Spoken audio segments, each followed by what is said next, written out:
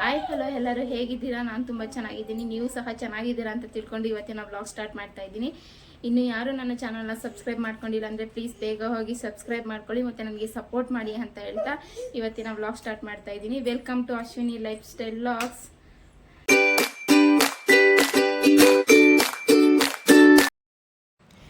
ಇವತ್ತು ನಾನು ಮಾಡ್ತಿರೋ ರೆಸಿಪಿ ಬಂದ್ಬಿಟ್ಟು ಎಗ್ ಪಪ್ಸು.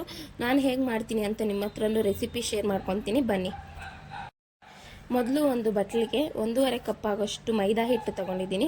ಗೋಧಿ ಹಿಟ್ಟು ಸಹ ಬೇಕಾದರೂ ತೊಗೋಬೋದು. ಮತ್ತು 1 ಸ್ಪೂನಷ್ಟು ಬೆಣ್ಣೆ ಮತ್ತು 1 ಸ್ಪೂನಷ್ಟು ಎಣ್ಣೆನ ತೊಗೊಂಡಿದ್ದೀನಿ. ಇದನ್ನು ಚೆನ್ನಾಗಿ ಒಂದು ಸ್ವಲ್ಪ ಉಪ್ಪು ಹಾಕ್ಕೋಬೇಕು, ರುಚಿಗೆ ಎಷ್ಟು ಬೇಕೋ ಅಷ್ಟು ಉಪ್ಪು ಹಾಕ್ಕೊಂಡು ಫಸ್ಟೇ ಮಿಕ್ಸ್ ಮಾಡ್ಕೊತಾ ಇದ್ದೀನಿ. ಎಣ್ಣೆ ಹಸಿಟ್ಗೆಲ್ಲ ಹಿಡಿಬೇಕು, ಆ ಥರ ಮಿಕ್ಸ್ ಮಾಡ್ಕೋಬೇಕು. ಅದು ಚೆನ್ನಾಗಿ ಮಿಕ್ಸ್ ಆದಮೇಲೆ ಸ್ವಲ್ಪನೇ ನೀರು ಹಾಕ್ಕೊಂಡು ಒಂದು ಚಪಾತಿ ತೀಡೋಷ್ಟು ಕನ್ಸಿಸ್ಟೆನ್ಸಿಯಲ್ಲಿ ಅದಾಗ ಬರೋವರೆಗೂ ನಾವು ಕಲಿಸ್ಕೋಬೇಕು. ನೋಡಿ ನಾನು ಹೇಗೆ ಕಲಿಸ್ಕೊತಾ ಇದ್ದೀನಿ ಹಾಗೆ ಕಲಿಸ್ಕೊಳ್ಳಿ.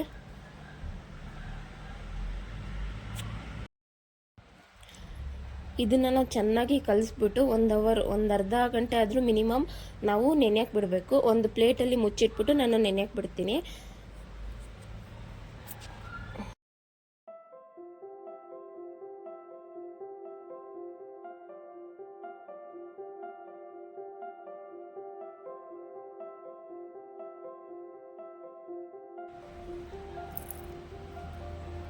ಈ ಹದಕ್ಕೆ ಬರೋ ಗಂಟನು ಚೆನ್ನಾಗಿ ಕಲಿಸ್ಬಿಟ್ಟು ನೆನೆಯಕ್ಕೆ ಬಿಡ್ತಾ ಇದ್ದೀನಿ.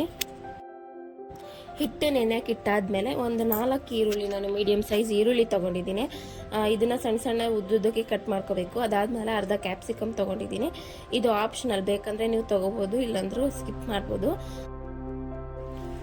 ಸೊ ನಾನು ಈರುಳ್ಳಿ ಫ್ರೈಗೆ ನಾನೇನೇನು ತೊಗೊಂಡಿದ್ದೀನಿ ಅಂದರೆ ಈರುಳ್ಳಿ, ಕರಿಬೇವು, ಕ್ಯಾಪ್ಸಿಕಮ್, ಬಟಾಣಿ, ಹಸಿ ಬಟಾಣಿ, ಕೊತ್ತಂಬರಿ ಸೊಪ್ಪು, ಪುದೀನ ಮತ್ತು 2 ಮೆಣಸಿನ್ಕಾಯಿ ತೊಗೊಂಡಿದ್ದೀನಿ. ಇಷ್ಟೇ, ಇದಕ್ಕಿನ್ನೇನು ಬೇಡ.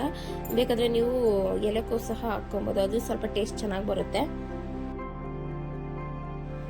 ಸೊ ನಾನು ಹೇಗೆ ಮಾಡಿಕೊಂಡೆ ಅಂದರೆ ಒಂದು ಬಾಣಲಿಗೆ ಒಂದು 4ರಿಂದ 5 ಸ್ಪೂನ್ ಆಗೋಷ್ಟು ಎಣ್ಣೆ ತಗೊಂಡಿದ್ದೀನಿ. ಆಮೇಲೆ ನಾನೇನು ಕಟ್ ಮಾಡಿ ಇಟ್ಕೊಂಡಿದ್ನಲ್ವ ಈರುಳ್ಳಿ, ಅಷ್ಟನ್ನು ಹಾಕಿ ಚೆನ್ನಾಗಿ ಒಂದು ಸ್ವಲ್ಪ ಹಸಿ ವಾಸನೆ ಹೋಗೋ ಗಂಟ ಫ್ರೈ ಮಾಡ್ಕೋಬೇಕು.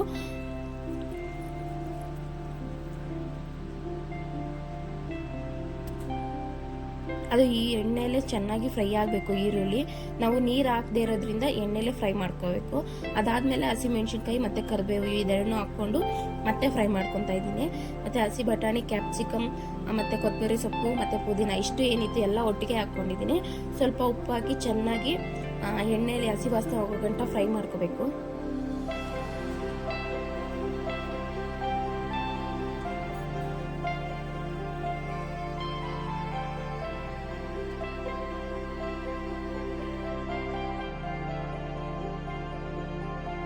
ಇದನ್ನೇನು ಆಲ್ಮೋಸ್ಟ್ ಫ್ರೈ ಆಯ್ತಾ ಮುಗಿತಾ ಬಂತು ಅನ್ನೋವಾಗ 1 ಸ್ಪೂನಷ್ಟು ಗರಂ ಮಸಾಲ, 1 ಸ್ಪೂನಷ್ಟು ಧನಿಯಾ ಪೌಡರು ಮತ್ತು 1/4 ಸ್ಪೂನಷ್ಟು ನಾನು ಚಿಕನ್ ಮಸಾಲ ಫ್ರೈ ಸಹ ತೊಗೊಂಡಿದ್ದೀನಿ. ಆಮೇಲೆ 1/4 ಸ್ಪೂನಷ್ಟು ಚಾಟ್ ಮಸಾಲ, ಇಷ್ಟು ತೊಗೊಂಡು ಚೆನ್ನಾಗಿ ಫ್ರೈ ಮಾಡ್ಕೋಬೇಕು. ಅದು ಎಣ್ಣೆ ಬಿಡೋ ಗಂಟೆ ಚೆನ್ನಾಗಿ ಫ್ರೈ ಮಾಡಿಕೊಂಡು ಸ್ಟವ್ ಆಫ್ ಮಾಡ್ಕೊಳ್ಳಿ. ಇದು ಫ್ರೈ ರೆಡಿ ಆಗಿದೆ. ಈಗ ನಾನು ಮತ್ತೆ 1 ಸ್ಪೂನಷ್ಟು ತುಪ್ಪ ಮತ್ತು 1 ಸ್ಪೂನಷ್ಟು ಬೆಣ್ಣೆ ಸೊ ಇದೇನಕ್ಕೆ ಅಂತಂದರೆ ನಾವೇನು ಹಿಟ್ಟು ಕಲಸಿರ್ತೀವಲ್ವ ಅದ್ರ ಮೇಲೆ ಹಾಕೋದಕ್ಕೆ, ಸಾಫ್ಟಾಗಿ ಬರೋದಕ್ಕೆ ಇದನ್ನ ಯೂಸ್ ಮಾಡ್ತೀವಿ.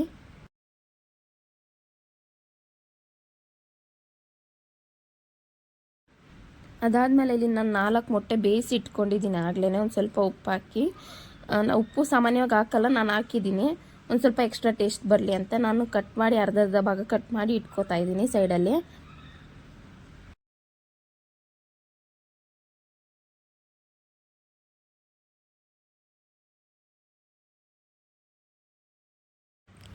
ನಾವೇನು ಹಿಟ್ಟು ಕಲಸಿಟ್ಟಿದ್ವಲ್ವ ಅದನ್ನು ಚೆನ್ನಾಗಿ ಇನ್ನೊಂದು ಸ್ವಲ್ಪ ನಾದ್ಬಿಟ್ಟು ನಾನು ಉಂಡೆ ಮಾಡ್ಕೊತಾ ಇದ್ದೀನಿ. 6 ಉಂಡೆ ಆಯಿತು ನಾನು ಏನು ಹಿಟ್ಟು ಕಲಸಿದ್ದೆ ಅದು.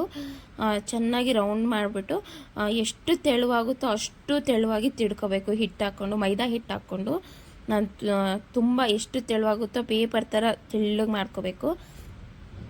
ಸ್ವಲ್ಪ ಕಷ್ಟ ಇದು, ಸ್ವಲ್ಪ ಪೇಷನ್ಸಿಂದ ಸ್ವಲ್ಪ ತೆಳ್ಳಗೆ ತಿಡ್ಕೋಬೇಕು. ನಾನು ಎಲ್ಲ 6 ಉಂಡೆನೂ ಇಷ್ಟೇ ತೆಳ್ಳಗೆ ಮಾಡಿಕೊಂಡು ತೀಡಿಟ್ಕೊಡ್ತಿದ್ದೀನಿ.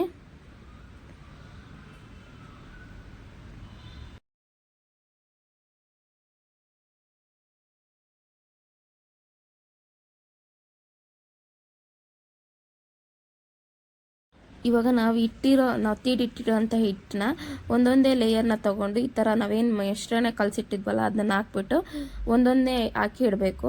ಎಲ್ಲದಕ್ಕೂ ಇದೇ ಥರ ಮಾಡಬೇಕು.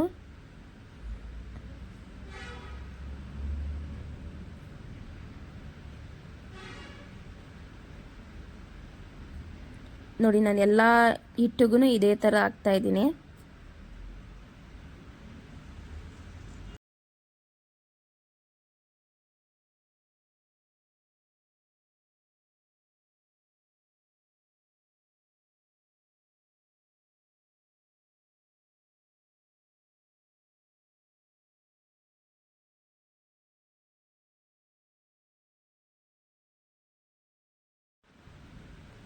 ಸೊ ನಾನು ಅದನ್ನು ಎಲ್ಲ ಮಾಡಿಬಿಟ್ಟು ಒಂದು ಸ್ವಲ್ಪ ಅದ್ರ ಮೇಲೂ ತೀರ್ಕೊಂಡು ಈ ಥರ ಪೀಸಸ್ ಮಾಡ್ಕೊತಾ ಇದ್ದೀನಿ. 6 ಭಾಗ 7 ಭಾಗ 8 ಭಾಗ ನಿಮ್ಗೆ ಎಷ್ಟು ಪೀಸ್ ಬೇಕೋ ಆ ಥರ ಮಾಡ್ಕೋಬೋದು. ಅದಾದಮೇಲೆ ನಾನು ಒಂದು ಪೀಸ್ ತೊಗೊಂಡು ಒಂದು ಸ್ವಲ್ಪ ಅದ್ರ ಮೇಲೆ ನಾನೇನು ಫ್ರೈ ಮಾಡಿ ಇಟ್ಕೊಂಡಿದ್ನಲ್ವ ಅದು, ಮತ್ತು ಒಂದು ಅರ್ಧ ಭಾಗ ಮೊಟ್ಟೆ ಹಾಕಿಟ್ಕೊಂಡು ಫಸ್ಟ್ ಲೇಯರ್ ಮಾತ್ರ ಸುತ್ತಿಟ್ಕೊತಿದ್ದೀನಿ. ಅದಾದಮೇಲೆ ಎಲ್ಲನೂ ಕ್ಲೋಸ್ ಮಾಡ್ಕೋಬೇಕು, ಯಾಕಂದರೆ ಒಳಗಡೆ ಎಣ್ಣೆ ಹೊಟ್ಟೋಗ್ಬಿಡುತ್ತೆ ಬೇಯಿಸ್ಬೇಕಿದ್ರೆ. ನೀವು ಇದನ್ನು ಓವನ್ನಲ್ಲಿಟ್ಟು ಸಹ ಬೇಯಿಸ್ಕೋಬೋದು, ಇಲ್ಲ ಎಣ್ಣೆಲೂ ಸಹ ಬೇಯಿಸ್ಕೋಬೋದು. ನನ್ನ ಹತ್ರ ಓವನ್ ಇತ್ತು, ಬಟ್ ಬೇಗ ಆಗಲಿ ಅಂತ ನಾನು ಎಣ್ಣೆಲೇ ಫ್ರೈ ಮಾಡ್ಕೊಂಬಿಟ್ಟೆ. ಇದೇ ಥರ ಎಲ್ಲನೂ ಮಾಡ್ಕೊತಾ ಇದ್ದೀನಿ.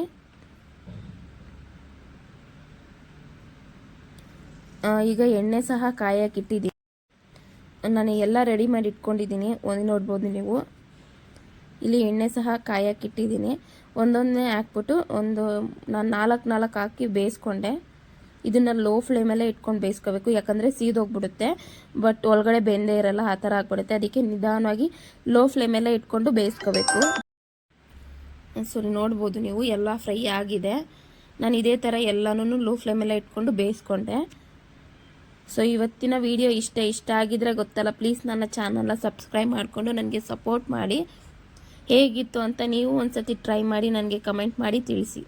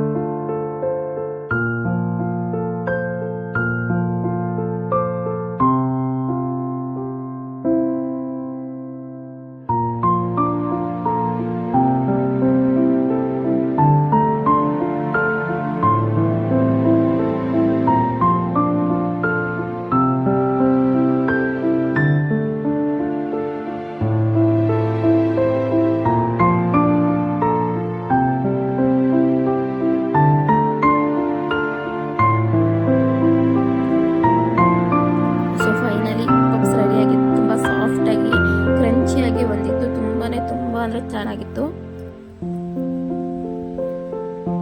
ನೀವು ಟ್ರೈ ಮಾಡಿ ಹೇಗಿತ್ತು ಅಂತ ಕಮೆಂಟ್ ಮಾಡಿ. ನನ್ನ ಚಾನೆಲ್ನ ಸಬ್ಸ್ಕ್ರೈಬ್ ಮಾಡ್ಕೊಳ್ಳಿ.